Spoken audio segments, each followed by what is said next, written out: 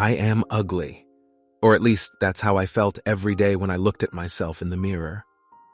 All I know is that she looked at me with disgust and walked away, just like the others, just like always.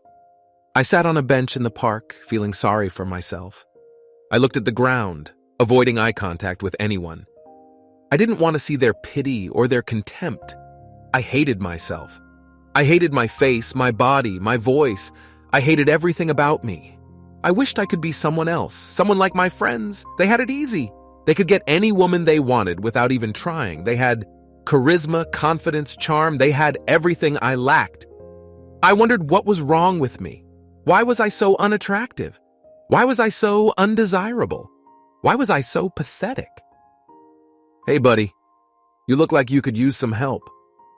I looked up and saw a man standing in front of me.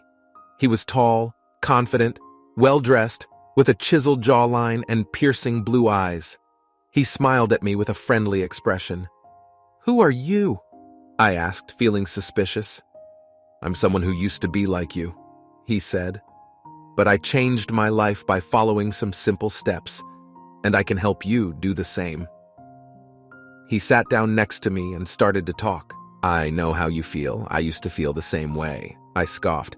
You look like you have everything. You're tall, handsome, successful. You probably have women lining up to date you," he chuckled.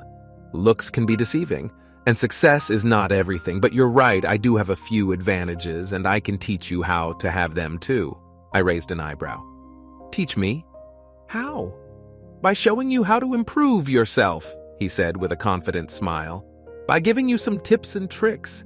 By sharing with you some of my secrets." I sighed. "I've tried that. I've tried everything. Nothing works." "Nothing works because you're doing it for the wrong reason," he said with a wise tone. "You're doing it to impress others. You're doing it to fit in. You're doing it to escape from yourself." I frowned. "What do you mean?" "I mean that you're not ugly. You're not pathetic. You're not worthless. You're just lost. And you need to find your way back to yourself," he said with a persuasive voice. "You need to accept yourself. You need to love yourself. You need to be yourself." I looked at him, feeling a glimmer of hope. "How do I do that?" "By trusting me, by following me," he said with a confident grin, "and by letting me help you." I followed him. I followed him to his car. I followed him to his life. He became my mentor and my friend. He taught me everything he knew. He taught me how to work out, how to eat healthy, how to take care of my skin, how to mew. He taught me how to dress better, how to groom better, how to look better. He taught me how to talk better, how to act better, how to be better. He gave me his phone number and told me to call him anytime I needed help. He gave me his support and told me to trust him. He gave me his encouragement and told me to believe in myself. I did everything he said. I worked hard and followed the steps. I saw some improvement in my physique. I felt some improvement in my confidence. But I still got no results with women. I still got rejected. I still got ignored. I still got hurt. I called him and told him about my failures. He told me not to give up. He told me it takes time. He told me it will happen, but it didn't happen. It never happened. I was ashamed of myself when I realized life was a costume party, and I attended with my real face. That was the quote that changed my life. The quote that I saw on a video online. The quote that made me question everything. What was I doing? Why was I doing it? Who was I doing it for? Was I really improving myself, or was I just hiding myself? Was I really becoming the best version of myself, or was I just pretending to be someone else? Was I really happy, or was I just lying to myself? I realized that I had been focusing on the wrong thing. I realized that changing my physical appearance was not enough to attract women.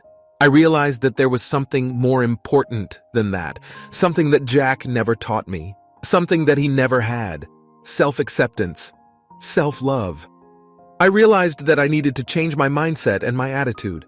I realized that I needed to accept myself and love myself. I realized that I needed to be myself and not someone else. I realized that life was not a costume party, and I didn't need a mask. One night I bumped into a girl while walking in the street. Her name was Emily. Her eyes charmed me immediately. She had a beautiful smile and a sweet voice. "Sorry, I didn't see you," she said. "It's okay, I'm glad I met you," I said. She blushed and giggled. "What's your name?" she asked. "I'm Tom. And you?" "I'm Emily. Nice to meet you, Tom." "Nice to meet you too, Emily. Hey, do you want to go to a nearby cafe with me? I'd love to get to know you better." She hesitated for a moment, then nodded. "Sure, why not? You seem like a nice guy." We went to the cafe and had a great conversation. We talked about our hobbies, our dreams, our passions. We found out that we had a lot in common. We laughed and joked. We flirted and teased. She liked me. She liked me for who I was. She liked my confidence and my honesty. She liked my humor and my charm. We went to her place. We made love. We cuddled. I looked at her and smiled. She looked at me and kissed me. "You're amazing, Tom. I'm so happy I met you." "Me too, Emily. You're wonderful. I'm so happy I bumped into you." I looked at the ceiling and sighed. I thought about the amazing journey I had gone through. I realized that life was good again.